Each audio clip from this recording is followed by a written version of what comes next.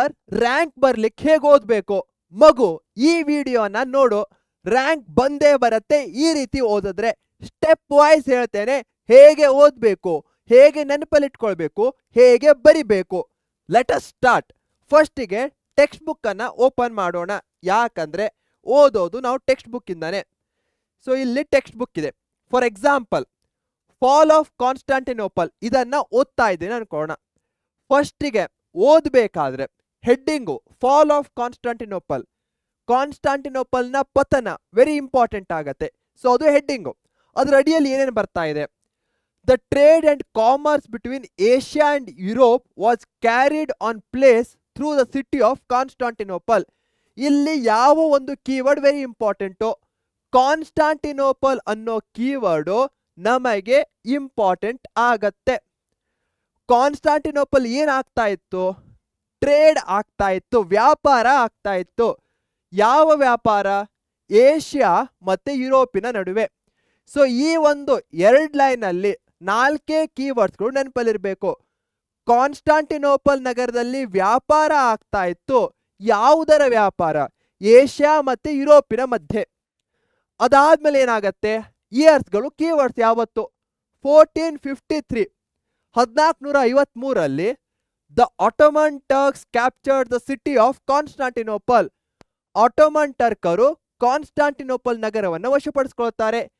ಯಾರು? Ottoman Turks. ಏನ್ ಮಾಡ್ತಾರೆ? ಕ್ಯಾಪ್ಚರ್ ಮಾಡ್ತಾರೆ. ಸೊ ಇಲ್ಲಿ ತನಕ ನಾವು ಯಾವ ಸಿಟಿಯ ಬಗ್ಗೆ ಮಾತಾಡ್ತಾ ಇದ್ದೇವೆ? ಕಾನ್ಸ್ಟಾಂಟಿನೋಪಲ್. ಹೀಗಾಗಿ ಇದು ಅಂಡರ್ಸ್ಟುಡ್ ಪಾಯಿಂಟೇ, ಮತ್ತೆ ನಾನು ಹೈಲೈಟ್ ಮಾಡ್ಲಿಕ್ಕೆ ಹೋಗಲ್ಲ. As a result, all the trade routes connecting the city of Constantinople came under the control of Turks. ಇದರ ಪರಿಣಾಮವಾಗಿ ಏನಾಗತ್ತೆ? ಎಲ್ಲಾ ಟ್ರೇಡ್ ರೂಟ್ಸು, ವ್ಯಾಪಾರದ ದಾರಿಗಳು ಆಟೋಮನ್ ಟರ್ಕರ ಅಂಡರ್ನಲ್ಲಿ ಬರುತ್ತೆ. ಸೊ ಇಲ್ಲಿ ಇಂಪಾರ್ಟೆಂಟ್ ಏನು ಕೀವರ್ಡು? ಕಂಟ್ರೋಲ್, ಹಿಡಿತ. ಯಾರ ಹಿಡಿತ ಆಗತ್ತೆ? ಆಟೋಮನ್ ಟರ್ಕರ ಹಿಡಿತ ಆಗತ್ತೆ ಟ್ರೇಡಿನ ರೂಟ್ಸ್ಗಳ ಮೇಲೆ. ಇಷ್ಟೇ. ನೆಕ್ಸ್ಟ್ ಏನಿದೆ? The Turks started levying too many taxes on the goods passing through these routes. ಅವರು ಏನ್ ಮಾಡ್ತಾರೆ? ಹೆಚ್ಚಿನ ಟ್ಯಾಕ್ಸಸ್ಗಳನ್ನ ಹಾಕ್ಲಿಕ್ಕೆ ಸ್ಟಾರ್ಟ್ ಮಾಡ್ತಾರೆ. ಯಾವುದರ ಮೇಲೆ? ಗುಡ್ಸ್. ಏನೇನು ಅಲ್ಲಿಂದ ಪಾಸ್ ಆಗ್ತಾ ಇತ್ತೋ ಅವುಗಳ ಮೇಲೆ ಹೆಚ್ಚಿನ ತೆರಿಗೆಯನ್ನ, ಸರಕಿನ ಮೇಲೆ. ಇದರ ಪರಿಣಾಮವಾಗಿ ಟ್ರೇಡ್ ಬಿಕೇಮ್ ಅನ್ಪ್ರಾಫಿಟೇಬಲ್. ಲಾಭದಾಯಕವಾಗಿರಲ್ಲ ಈಗ ವ್ಯಾಪಾರ. ಹೀಗಾಗಿ Spain, Portugal and other European rulers were attempting. ಕಂಟ್ರೀಸ್ಗಳು ಇಂಪಾರ್ಟೆಂಟು, ಸ್ಪೇನು, ಪೋರ್ಚುಗಲ್ಲು, ಬೇರೆ ಯುರೋಪಿಯನ್ ರೂಲರ್ಸ್ಗಳು. ಈ ಮೊನೊಪಲಿ ಒಂದು ಹಿಡಿತ ಏನಿರುತ್ತೆ ಅದನ್ನ ಸಡಿಲ ಮಾಡಲಿಕ್ಕೆ ಅಥವಾ ಮುರಿದು ಹಾಕ್ಲಿಕ್ಕೆ ಯಾರು ಈ ದೇಶಗಳು ಪ್ರಯತ್ನ ಪಡ್ತಾ ಇದ್ರು. ಯಾರ ಕಂಟ್ರೋಲ್ ಇರುತ್ತೆ? Italian traders. ಇಲ್ಲಿ ತನಕ ಇಷ್ಟರಲ್ಲಿ ಇವಷ್ಟೇ ಇಂಪಾರ್ಟೆಂಟ್ ಆಗಿರುವಂತಹದ್ದು. ಹಾಗೆ ಕಥೆಯ ರೂಪದಲ್ಲಿ ಎಲ್ಲಿಂದ ಸ್ಟಾರ್ಟ್ ಆಗತ್ತೆ? ಕಾನ್ಸ್ಟಾಂಟಿನೋಪಲ್. ಯಾಕೆ ಇಂಪಾರ್ಟೆಂಟು? ಅಲ್ಲಿಂದ ವ್ಯಾಪಾರ ಆಗ್ತಾ ಇರತ್ತೆ. ಯಾವುದರ ಟ್ರೇಡ್ ಆಗ್ತಾ ಇರತ್ತೆ? ಏಷ್ಯಾ ಮತ್ತೆ ಯುರೋಪಿನ ಮಧ್ಯೆ. ಹೀಗಿರ್ಬೇಕಾದ್ರೆ ಕಾನ್ಸ್ಟಾಂಟಿನೋಪಲ್ ನಗರವನ್ನ 1453 ಆಟೋಮನ್ ಟರ್ಕ್ಸ್ ಕ್ಯಾಪ್ಚರ್ ಮಾಡ್ತಾರೆ. ಕ್ಯಾಪ್ಚರ್ ಮಾಡಿದ್ಮೇಲೆ ಏನ್ ಮಾಡ್ತಾರೆ? ಹೆವಿ ಟ್ಯಾಕ್ಸಸ್ಗಳನ್ನ ಹಾಕ್ತಾರೆ. ಪೂರ್ತಿ ಏರಿಯಾ ಅವರ ಕಂಟ್ರೋಲ್ನಲ್ಲಿ ಬರುತ್ತೆ. ಇಟಾಲಿಯನ್ಸ್ಗೆ ಲಾಭ ಆಗತ್ತೆ, ಬೇರೆಯವರಿಗೆ ಲಾಭ ಆಗಲ್ಲ, ಯಾಕಂದ್ರೆ ಹೆಚ್ಚಿನ ಟ್ಯಾಕ್ಸ್ ಇರುತ್ತೆ.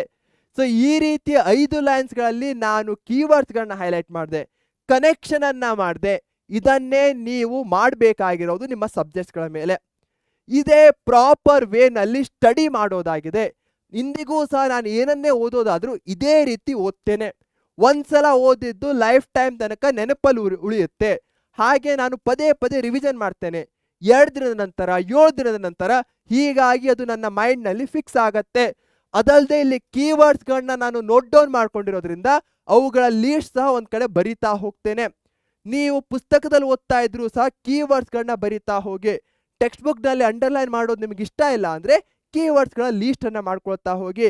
ಈ ರೀತಿ ಮಾಡಿದ್ರೆ ನಿಮ್ಮ SSLC ಇರ್ಬೋದು, ಮುಂದೆ PUC ಯಾವುದೇ ಎಕ್ಸಾಮ್ ಸಹ ಈಸಿಯಾಗಿ ಹೋಗ್ಬಿಡತ್ತೆ. ಅದಲ್ಲದೆ ರ್ಯಾಂಕ್ ಸಹ ಕನ್ಫರ್ಮು, ಯಾಕಂದ್ರೆ ಎಲ್ಲವನ್ನೂ ಸಹ ನೀವು ಕವರ್ ಮಾಡ್ತಾ ಇದ್ದೀರಾ. ಇದನ್ನೇ ನಾನು ನಿಮಗೆ ಹೇಳಲು ಬಂದಿದ್ದೆ. ಸೊ ಇದೇ ರೀತಿ ಓದ್ತೀರಾ ಅನ್ನೋರು ವಿಡಿಯೋವನ್ನ ಲೈಕ್ ಮಾಡಿ. ಇದರಿಂದ ನನಗೂ ಸಹ ಗೊತ್ತಾಗತ್ತೆ you are on the right track. ಹಾಗೆ ನಮ್ಮ ಚಾನೆಲ್ ಅನ್ನ ಸಬ್ಸ್ಕ್ರೈಬ್ ಮಾಡಿ ಈ ರೀತಿಯ ಟಿಪ್ಸ್ಗಳಿಗೋಸ್ಕರ.